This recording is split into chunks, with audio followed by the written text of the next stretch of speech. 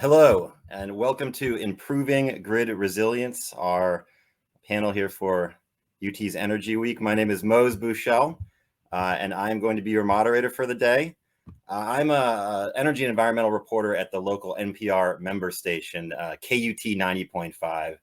And over the last year, I've also been the host of a podcast that we've been doing on the big blackout that happened in the state about a year ago. It's called The Disconnect: Power, Politics, and the Texas Blackout.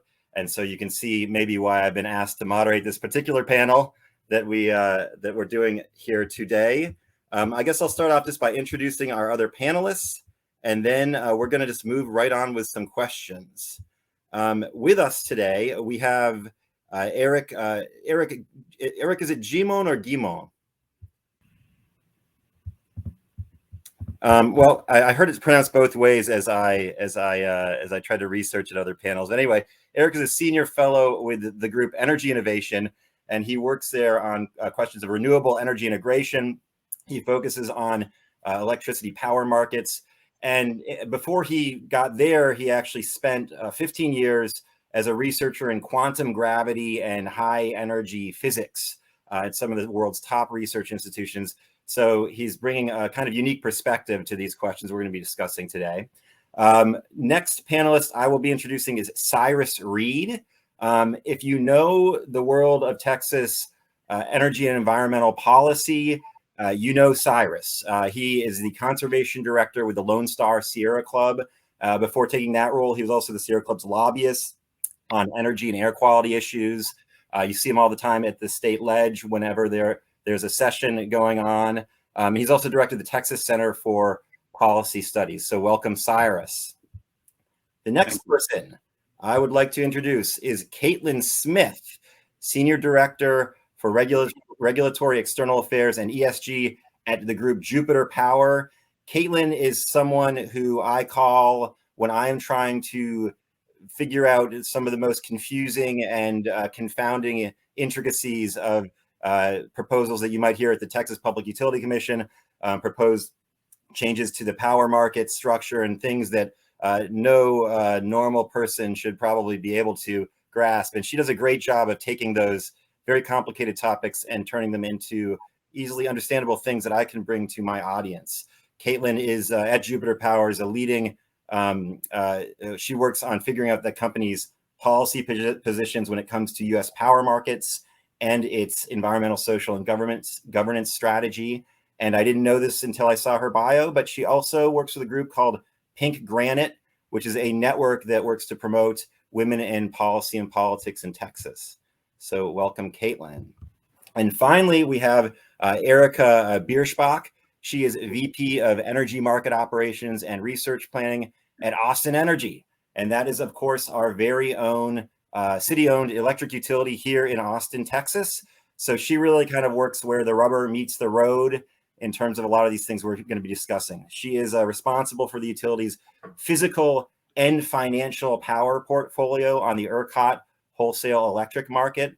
Before coming to that utility, she also worked in energy risk management at Enron Capital and Trade and Duke Energy Trading and Marketing. So welcome to you, Erica. And I should also add as a disclaimer, most of these people I have interviewed before, and so it's just great to be able to all get together and talk as a group. To begin with, I guess, for those of, we're talking about grid reliability today, and we're talking about it in Austin, Texas. And given what the state went through a year ago, a lot of our conversation is probably going to be focused on the issues specific to the state and the ongoing anxiety and questions surrounding the Texas electric grid. As I'm sure everybody is aware, about a year ago, there was a catastrophic blackout that happened in the state because of a kind of cascading series of events during a severe winter storm. The state's grid operator, ERCOT, had to cut power to millions of Texans for days. And without getting too much into the specifics of it, we are still in the process of overhauling our own grid to try to assure that such a thing never happens again. But that being said, I think I'd like to start the conversation maybe by asking Eric, because he's from out of state, to his to your estimation, like what are the challenges confronting the grid here in Texas, and what happened here? To what degree does that teach us about resilience all across the country with other electric grids? I mean, what lessons can we learn about Texas that we can apply elsewhere, I guess? Thank you, Mose. Well, last May, we produced a report called Lessons from the Texas Big Freeze, kind of looking at these exact questions. Because I'm a big fan of the way the electricity grid is designed in Texas and its ability to accommodate new technologies. And so I was very curious to think about what lessons one might learn. One way to think about it is like a car. In a car, you install technologies to prevent crashes, and you install technologies to weather crashes. So you might have anti-lock brakes, so you're less likely to run into somebody because your brakes lock up. And you have seatbelts so that if you do get in a crash, you don't go flying through the windshield. And I think it's important to think about measures in both those ways. Texas has made some progress, but really could be making a lot more progress. I'm a little disappointed from an outsider's point of view with where Texas is today. On the preventing problems side, Texas has made some progress in winterizing equipment, being more conservative in its dispatch, enhancing some of its ability to bring emergency resources, but it's really focused on bringing more fossil fuel resources into the mix going forward, especially gas. And given that gas was such a big part of the problem, the inability to get gas in the first place, and then the need to pay prime high dollars for the gas that Texas did get in the second place, I think that is problematic. It's well-intentioned, but I think it's counterproductive. One should be focusing on measures that will help out. You don't need special braking systems all the time when you're driving your car. You need them when the crisis is happening. So when the crisis is happening, you want something like energy efficiency. Why? Because when it's really cold outside, and efficiency gives you higher value. It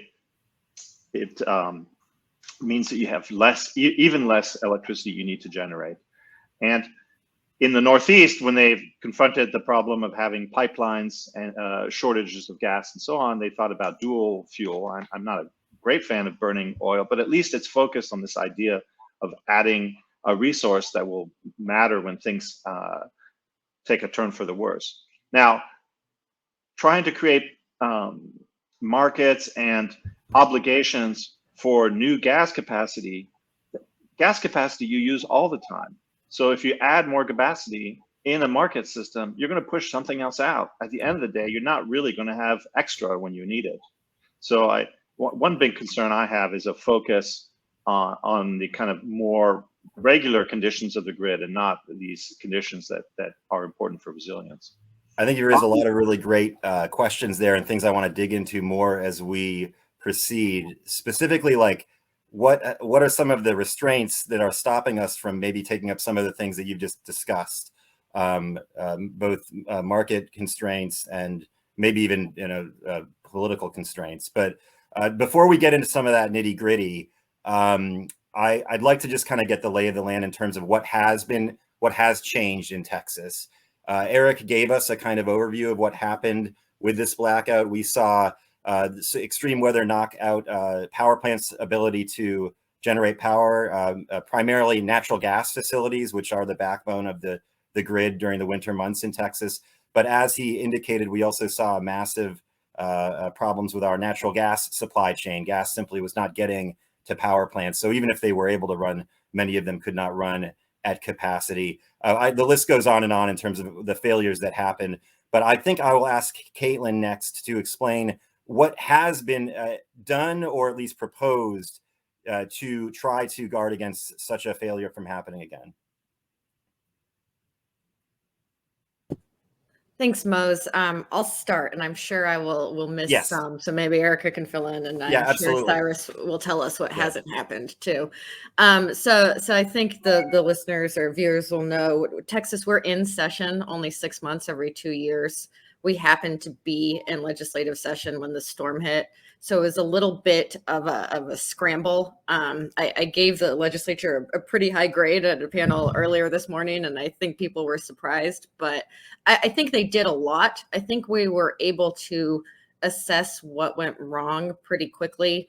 And I was saying at the time, legislation, you want it to kind of address everything, show you have the authority, but then a lot of the real work starts after that with implementation at the state agencies, involving stakeholders, kind of really getting the details right.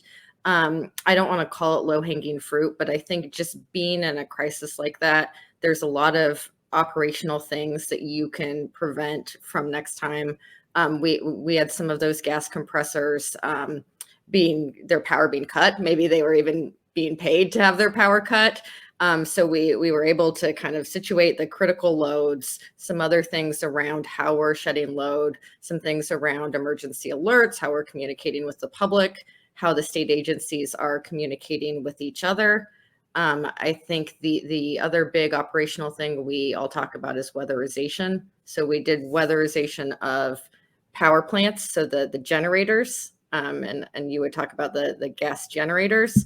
A big criticism is on the gas supply side that hasn't been weatherized, but there are some bills passed to kind of map and identify what you want to weatherize, because if you're weatherizing the whole thing, we probably wouldn't need the mapping, right? So we're waiting on the mapping, and then we're going to weatherize that. And then I think there were some market issues we addressed as well. I think, for consumers, you do think about the reliability, what you were told, why these power plants couldn't withstand the weather conditions, but we had sort of a market in crisis as well.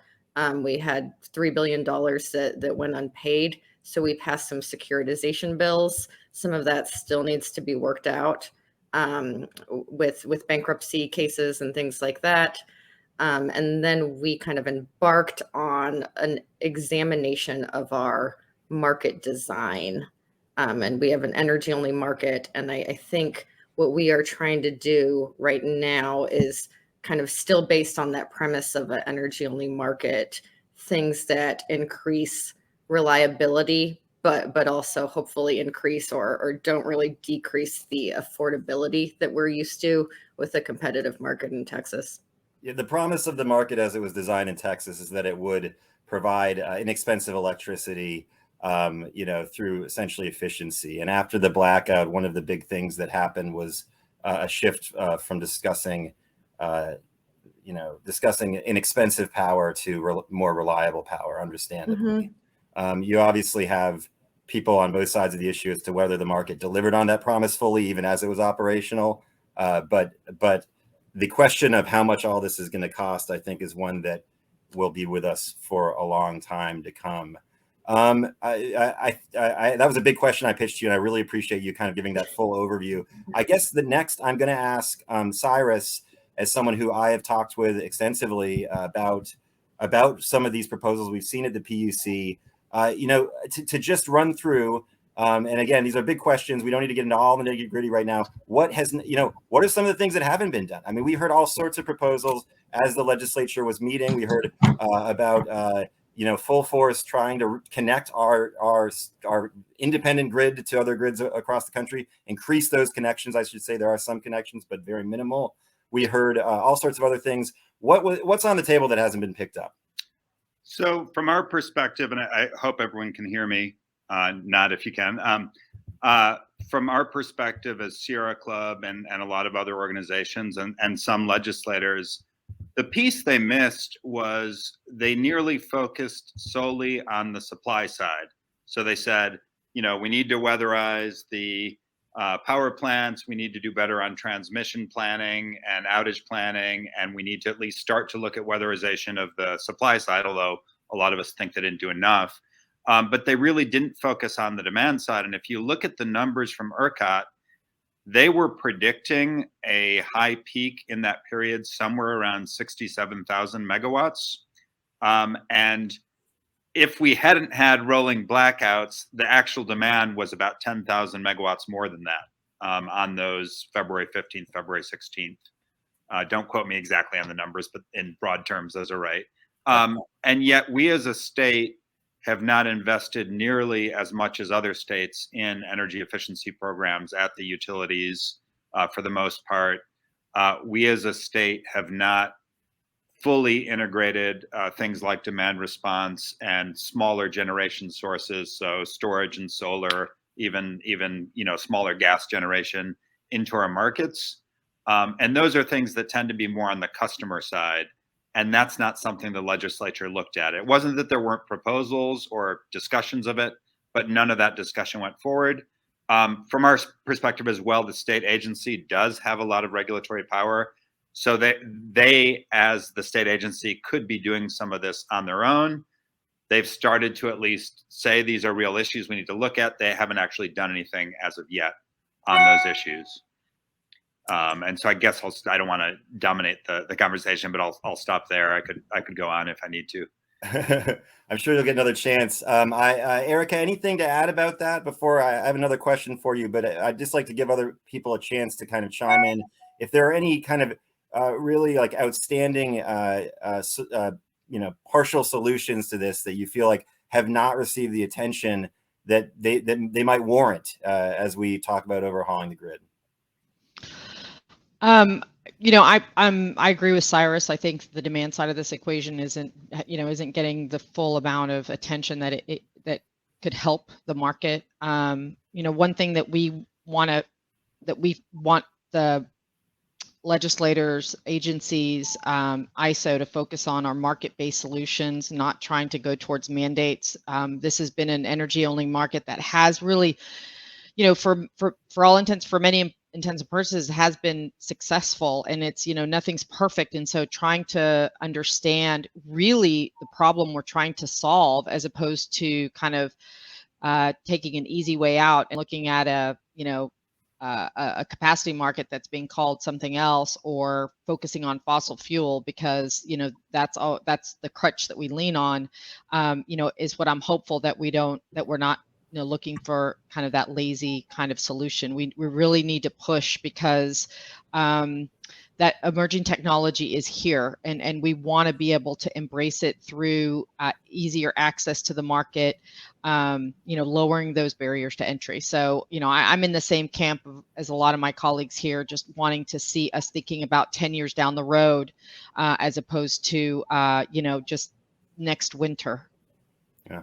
I know we're dealing with like a really savvy audience here. Probably the type of people that are going to tune into this are familiar with some of the terms that we've been throwing around, but I just want to make sure that we define some of them, especially when we talk about energy only versus capacity market. And what we have in Texas, and what we have had since deregulation about 20 years ago, is unique in the country in that our power generators and suppliers have been paid for mostly for the most part for the power they produce, and they sell to the grid.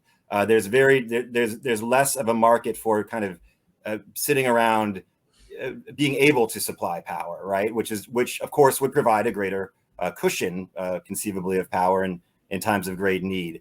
That's what's referred to as a capacity market.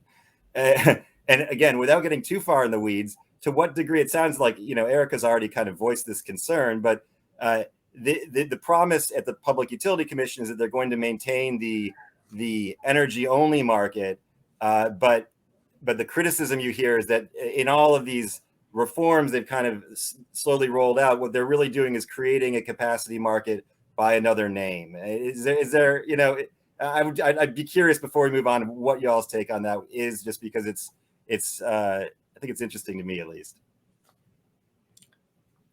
I can go ahead.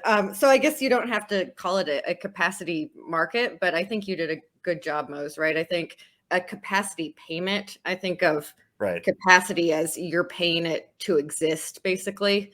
And then energy is you're paying the energy that you need in real time. And I think we have really good examples of this right now. I know that kind of the cost to people is in the news. I think people have started to ask, like, what do the PC and ERCOT are doing what they're calling conservative operations. And I think people have asked, what are those conservative operations where you're calling on these extra services or reserves ahead of time? What is that costing people?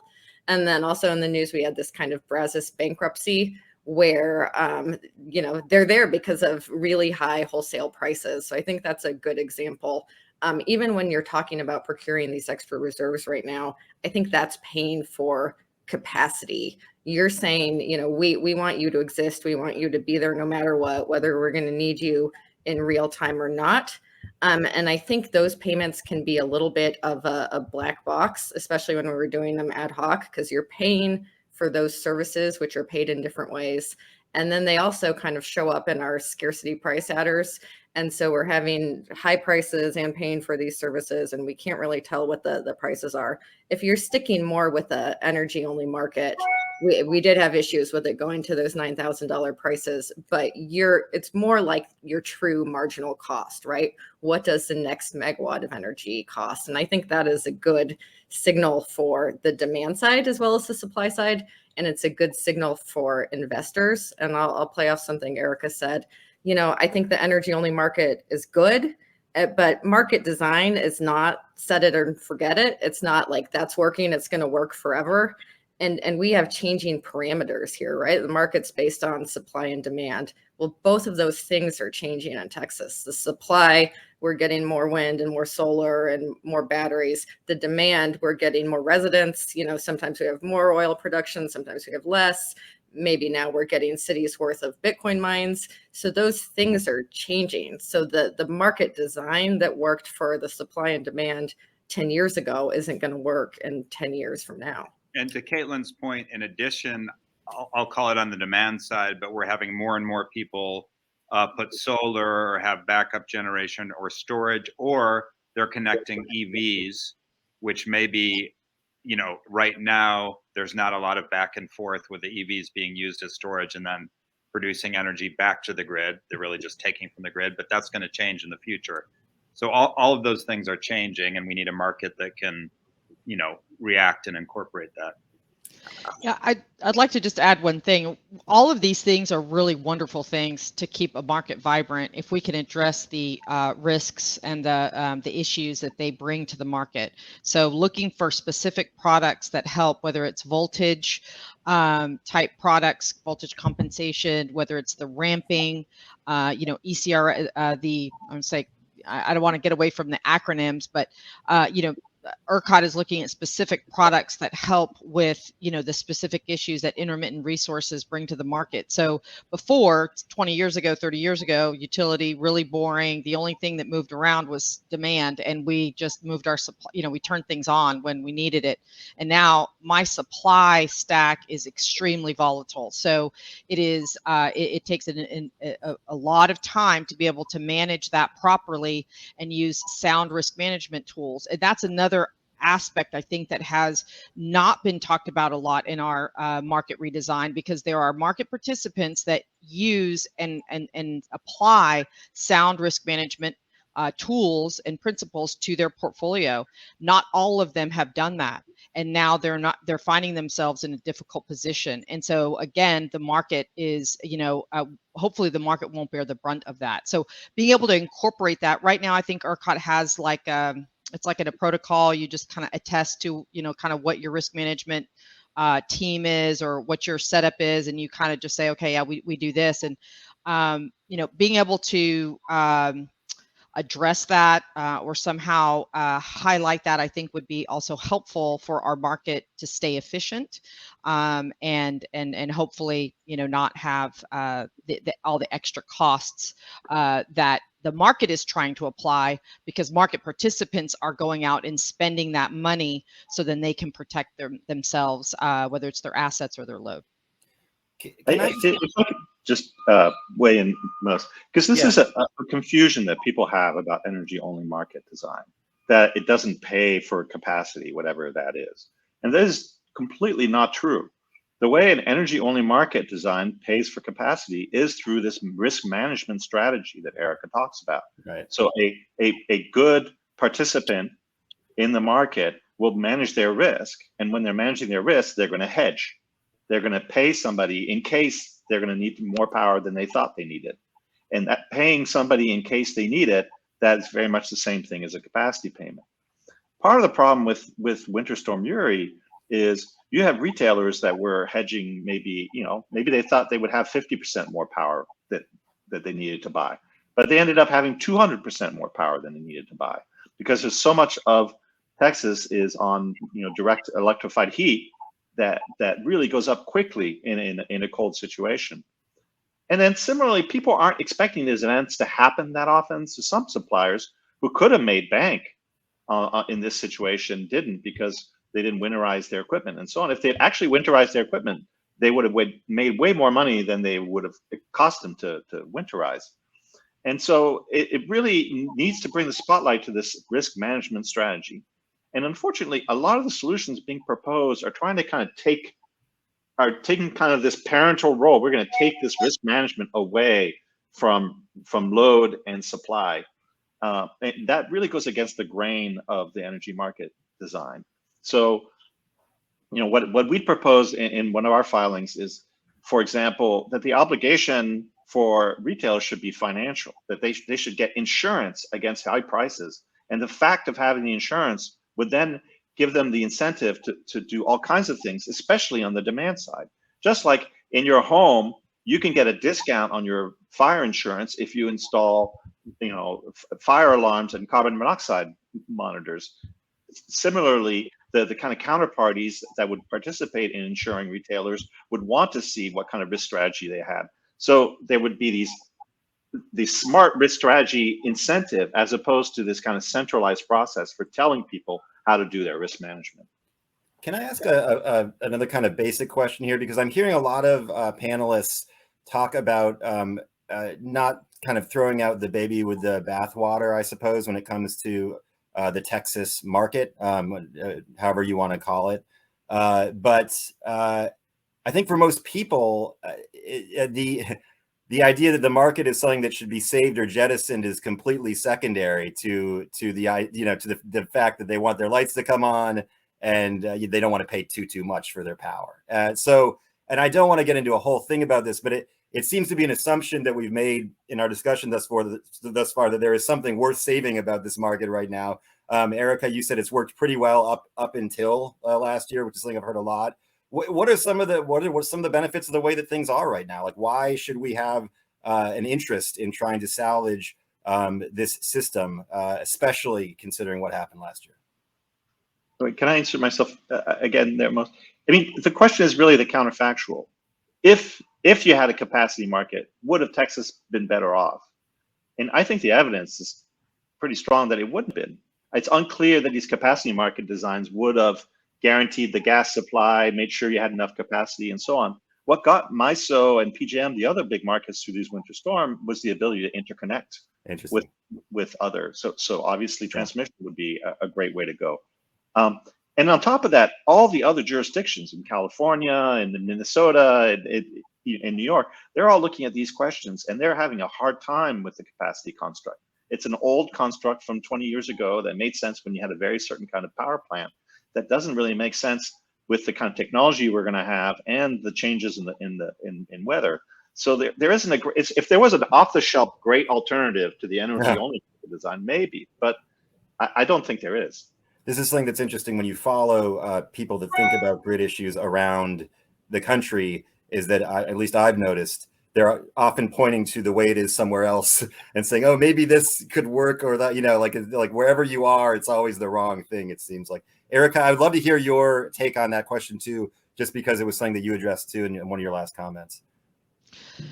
Yeah, so, I think what Caitlin mentioned, that this is not something that you can just, you instill the market and you put it on the shelf. It's something that needs to have kind of constant, kind of vigilant oversight. And I think, we have things changing rapidly, whether it's fuel, cost of fuel supply, whether it's emerging technologies. We have a very vibrant stakeholder process. So, not to give a black eye to anybody, but, What about our oversight?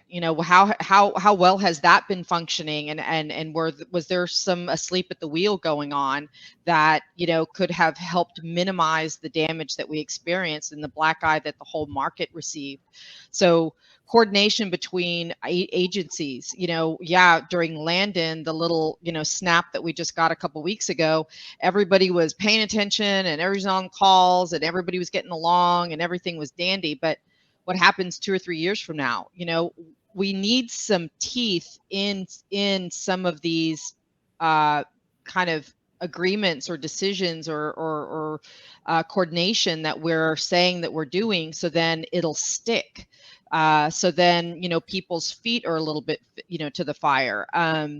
I was on Turk calls during that week when, of the 15th. And when I say Turk, I mean it's the Texas Energy Reliability Council. So they, have gas and industry, everybody on the call. And, there was gas processing stations that weren't on critical load, and a lot of them. And they go into outage and they're not coming back. That's unacceptable. It's just, these kind of things. And, we talked about what's changed. Well, like Caitlin said, some of this kind of low hanging fruit we've taken care of. Okay, but what do we really need to do kind of more seriously so then we can, I do think it's a great market. I think we just need to pay attention to the things that didn't work. So then, but we need to have the courage to be able to really say, okay, what kind of complementary oversight, or what can we do in the political realm that's going to help us and not have the legislature coming back and everybody's complained, oh, every 2 or 3 years this happens, like, how is this going to stop? When is it going to stop? Climate change, we will have more events. It will happen. It is, and they could come more frequently. So we need to be better prepared. And I think that's the most resounding message that I got from, last year's event. Mose, I was going to answer your question very quickly because no one's talked about the rise of clean energy within ERCOT. And, speaking from the perspective of Sierra Club, and we want to see a world where we get to net zero carbon, right? It's been incredible that in 20 years, we've basically gone from no renewables or a tiny percentage to last year, right around 25% of our electrons came from wind and solar. Actually, maybe close to 30%. It was up in that range.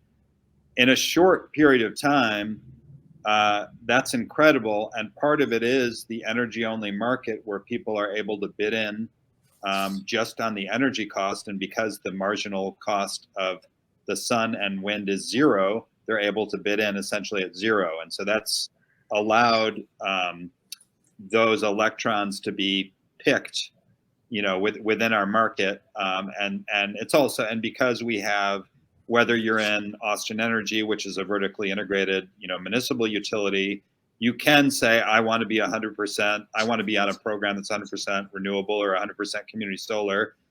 And in the competitive market, you can do the same where they're buying renewable energy credits. And we can have debate about those, whether those are real or not, but that's another debate.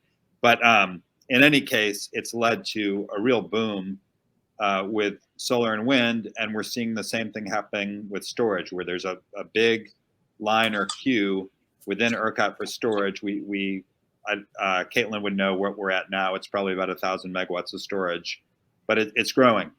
And so that's, if we move away from that, where we're only looking at capacity, wind and solar are great when they operate, but they may not have that sort of backup capacity. So that would be one of the benefits of the energy only market that we've seen in Texas. Yeah, good point. I also, Erica mentioned climate change, and Cyrus, I know this is something that we've talked about before, but part of the debate around the Texas grid is resilience in light of increasing extreme weather events. There was some language written into some of the legislation to consider climate, I guess, in the overhauls that we might see in terms of our grid. But has that gone far enough? And what, Cyrus, have you seen in that direction? So what was in SB3, which was the main bill, was some language saying that the PUC and Railroad Commission needed to consult with the state climatologist and look at the change in climate. They may have not have said those words, but that's basically what it said. So that when they're doing those weatherization standards, they're considering how the climate is changing. I think what we haven't seen is forecasting at ERCOT hasn't been as probably nimble or as great as it should be. And I think part of that is we're always looking back, right? We're always looking back 15 years and trying to predict what our loads are going to be, et cetera, when we really need to be taking into account climate change as we look forward. And so that's an area I think where we definitely need improvement.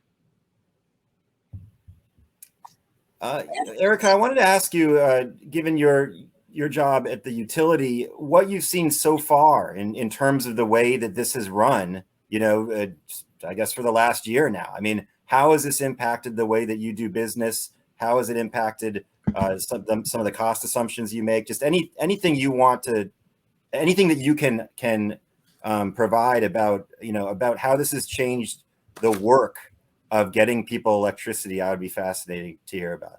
Besides the number of hours, Erica. Yeah. Yes, and working from home, it just seems like we just put in that many more hours, right? Whether it's because of the event or a pandemic that's going on, keeping us in front of our monitor. So, we've heard a couple things. ERCOT has increased the amount of ancillary services it's picking up in the market or requiring in the market. So there's costs there that we're hearing somewhere between, $40 to $50 million a month. Is that right? I think I heard a couple of my colleagues come up with some of these numbers. These haven't been scrubbed down yet, but these are questions that we're asking not only in our stakeholder process, but to the PUC directly. The market needs transparency, and for markets to work and to be able to make decisions, it can't be opaque. It makes everything more costly because we're really guessing. So that has made things a little more difficult for us to be able to kind of manage our portfolio. There's new market rules coming in, so we have to, we run scenario analysis to understand how it will impact, how we offer our units into the market, and really hedging forward. So that uncertainty, translates into market prices into the forward curve. So, that's really where we are, trying to press for continued transparency, strong cost benefit analysis on all of the different proposals that are being made. We don't expect things to be to the nth degree. That nothing's perfect, and there's never an answer that is the answer. It's just getting close to what we think these some of these rules might do to each one of our portfolios, so then we can prepare ourselves and make those hedging decisions going forward. And that 40 to 50 million a month, that would be in kind of added cost of electricity or profit in electricity, depending on what side of the equation you're on. I'm trying to figure out what that means exactly. I think it's just the cost to the market. Okay, to the market. So it's a wholesale cost. Yes, it's a wholesale cost. It's from different way. We're talking about an added cost. I won't get too wonky, but there's different extra services we're procuring. Some of them are kind of market cleared. Some of them we pay the resource, basically their cost plus. These things also can show up in our actual prices in our adders. Mm-hmm. And so I don't know that I could. It may be absorbed differently. Yeah, it's not straightforward how each market participant would be absorbing depending on how they're set up in the market. So some of them are bought directly. Some of them get, we would call it uplifted, but basically charged across a load ratio share. So what we're looking at here and what we're talking about are more costs moving forward as we work on our reliability questions. And meanwhile, we are also absorbing these billions of dollars of costs that happened during this big blackout. Mm-hmm. Where does the consumer stand in all this? Has there been any consideration of your average ratepayer? Cyrus, I'd love to hear what you think about this. I know something else. I think very little. Yeah. I really do. And I say that because during the legislative session, as already mentioned, they did not really look at energy efficiency programs, which do cost ratepayers, to be clear. You know, ratepayers pay into those programs and then they get the benefit, but they do reduce the overall cost to consumers. There's a cost benefit to consumers, but also in the securitization, you know, as an example, we're all, whether you're an electric customer or a gas customer, or like most of us are both, right? We use both gas and electric. We're going to be paying more because the extra costs from Winter Storm Uri are going to be spread out, and they're going through those rate hearings right now. I know at CPS Energy, they just raised their rates a little bit, you know, a few dollars a month. I know that Texas Gas Service that serves our area and Centerpoint Energy in Houston, the gas distribution companies are raising their rates to cover that securitization cost. Thankfully, I don't think Austin Energy is going to see an extra cost because they didn't lose money during Winter Storm Uri, or not to a great extent. But the customers who are going to bear those, they could have, as part of that securitization legislation, said, you know what, we're also going to invest in people's homes and we'll securitize that cost, and everyone will pay a little, but we'll create a bunch of money to either grant or loan out to folks to help them winterize their homes, not just our power plants and gas supply. We didn't do that. And then at the PUC, you know, we're still in the midst of going through our market redesign, but it's very unclear both to market participants and consumers if we do these extra backstop reliability services, which is like buying extra capacity, or a load serving requirement where everyone who serves load, like Austin Energy, would have to basically contract for additional reserves, additional supplies. We don't really know what the cost is going to be on consumers, but we do know it will probably raise the energy cost overall. So I think the consumers really have been left out of the discussion thus far. Anyone else want to talk about that? I can talk a little bit. I've had a bunch of things to say. I'll ask Cyrus to answer my questions offline.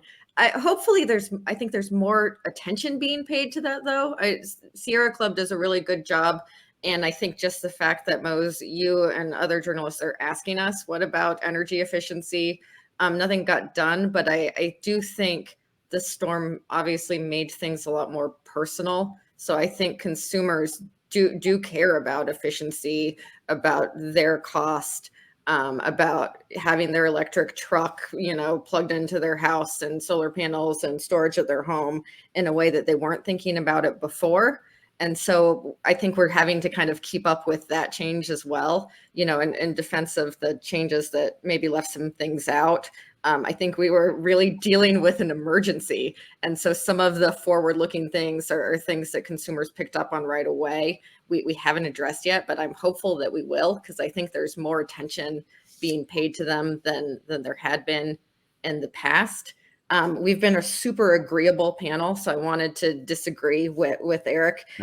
We were talking about kind of market design, and Cyrus was talking about, we've had this huge increase in renewables, and I think we've been able to do that because an energy-only market is really a lot more nimble.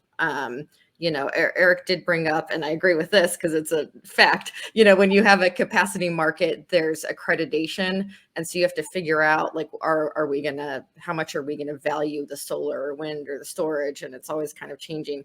We didn't have to do that because, as Erica pointed out, we kind of do that planning through risk management, through hedging.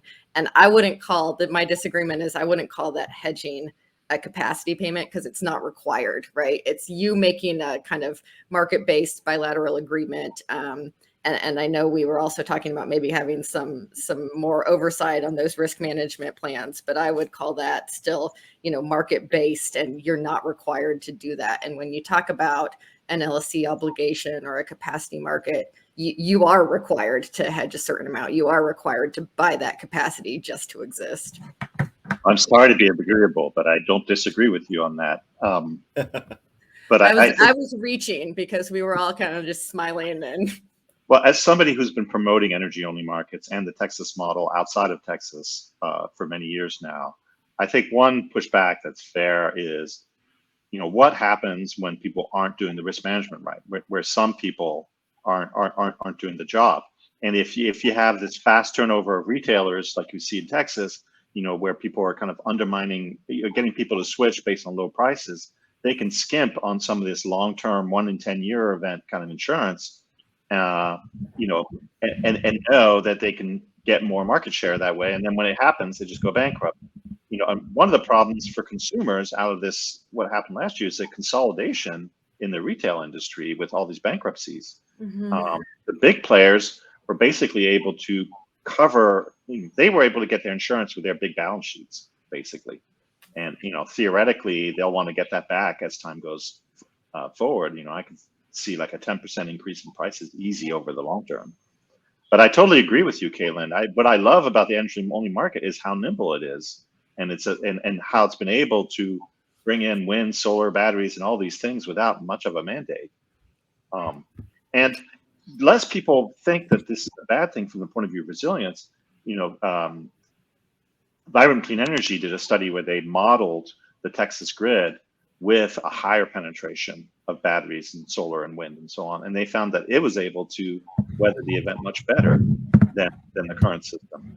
And it would even better if we added transmission. Transmission has a lot of value when you have things, and batteries too, when you have things like wind and solar providing energy, because it's not about a power plant that goes down for 2 days.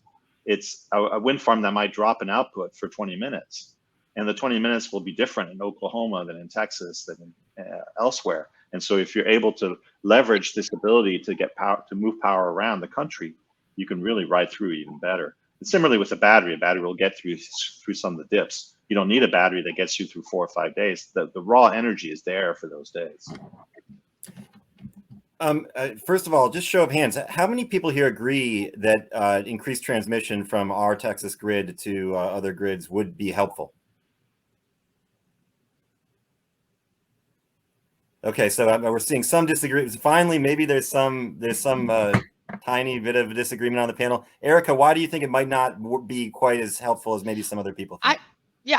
There's risks there, and I'm not sure if the benefit that people think we're going to get is really going to be as much as the risk associated with it. So there's a certain benefit we have to being an island. We have been able to do a lot of this growth, that we've been seeing. We go through stakeholder process about just connecting to the other grids and some of the agreements we'd have to go through and the compromises we'd have to go through with SPP to be able to to do that. So I just think there's not going to be as a big of a bang to the buck that people think that we're going to get. And in the weather event, SPP was in just bad shape, so it's not like it would have benefited us that much in the February storm. So I just think we need to be. I think people think it's a lot rosier than it really would be. So that's really my only assertion there. No, I'm glad you.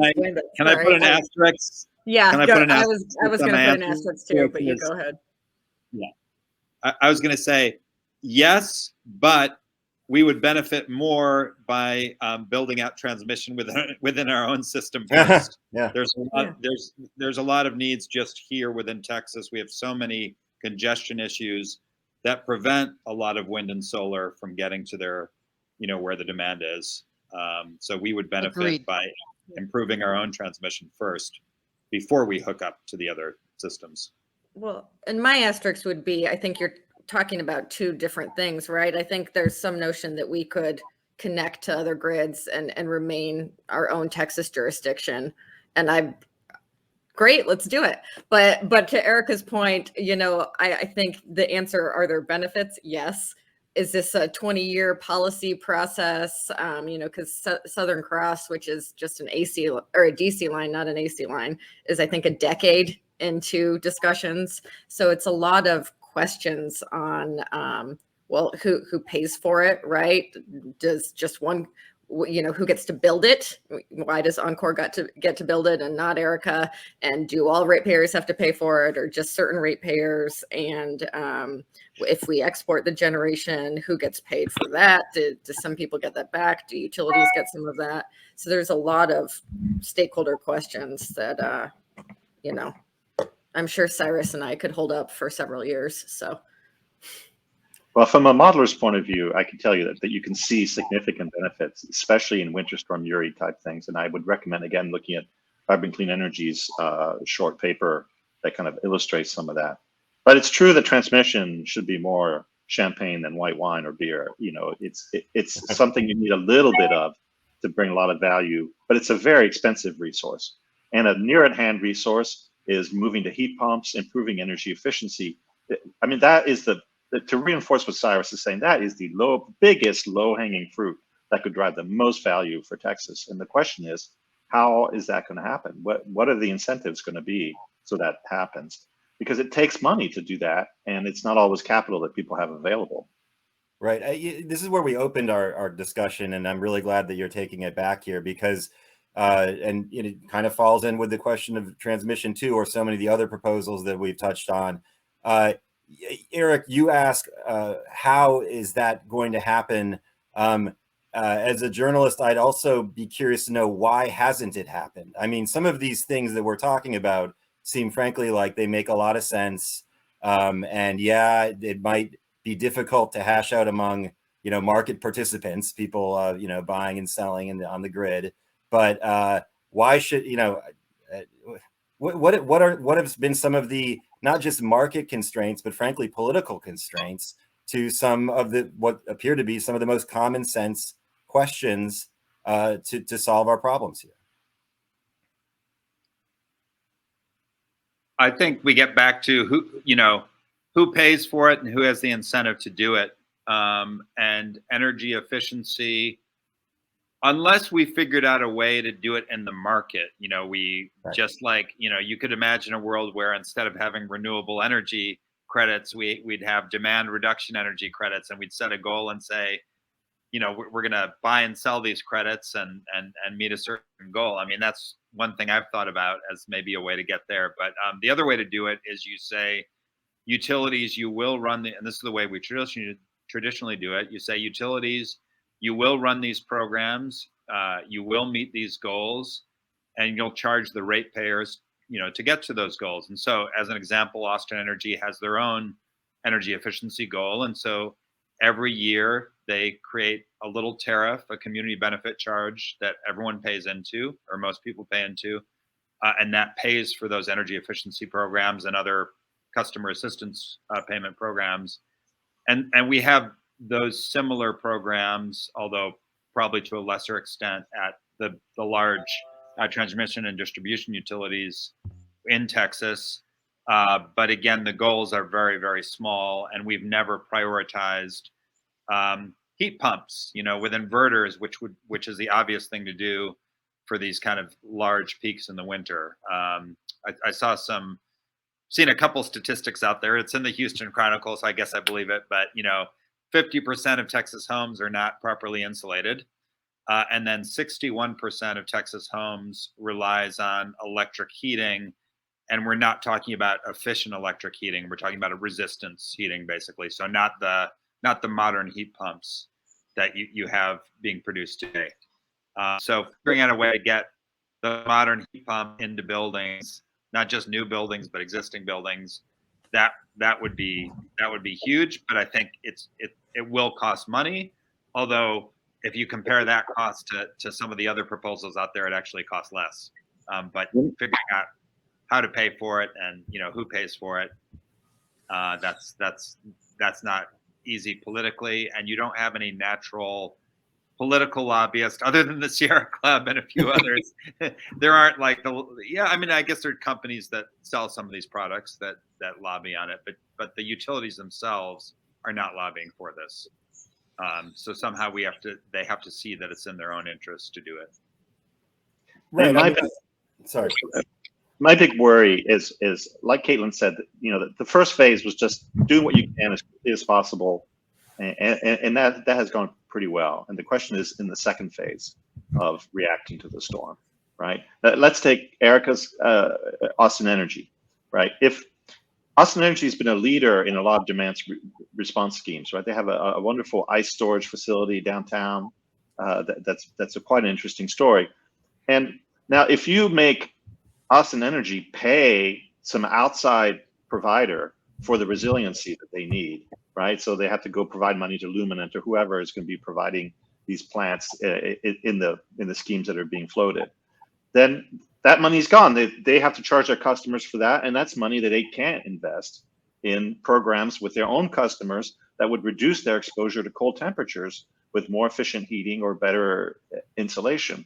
So from where I sit, it's really important for whatever response happens in the next phase, the kind of long-term phase, to be set up in such a way that retailers and municipal entities like Austin Energy have the incentive to direct to the more efficient, better value system that is efficiency and heat pumps and so on, as opposed to more power plants that may or may not help the problem.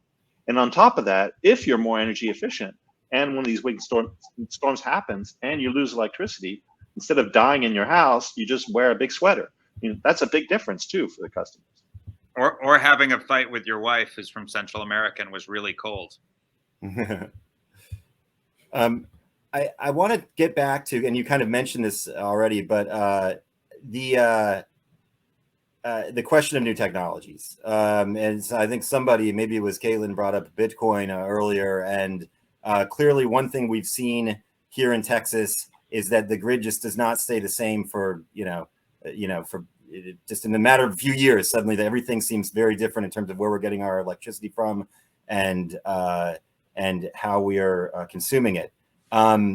So what's coming down the line that could shake up all of these conversations in the short term, and for better or maybe for worse?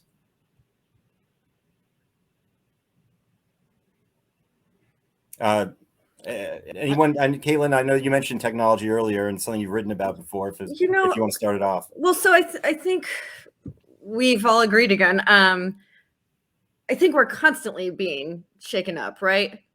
I don't think it's all of a sudden a seismic event, although maybe it is now. But we're kind of constantly changing. We're, first we had more wind, now we have more solar, now we have more batteries. And then the load characteristics of Bitcoin in particular are new. I think the scale and the characteristics, they don't need to use energy at certain times of day like other things, and they can ramp off very quickly and ramp back on very quickly, and so those are new things. I just think we have to do a little bit better planning. Erica said a couple things below that I really agreed with. It's sort of the planning around it, right? I say a lot of times renewables, whether you love them or hate them, they're different. The wind is on at certain times, solar's on at certain times, batteries right now have a shorter duration, but you can kind of predict where that's going to be for a couple years, or you can always predict how the sun's always going to be, it's going to be dark at night. Wind, there's pretty straight patterns, right? It's blowing pretty hard in the winter at night, and then it comes off in the morning. In the summer, there's less wind.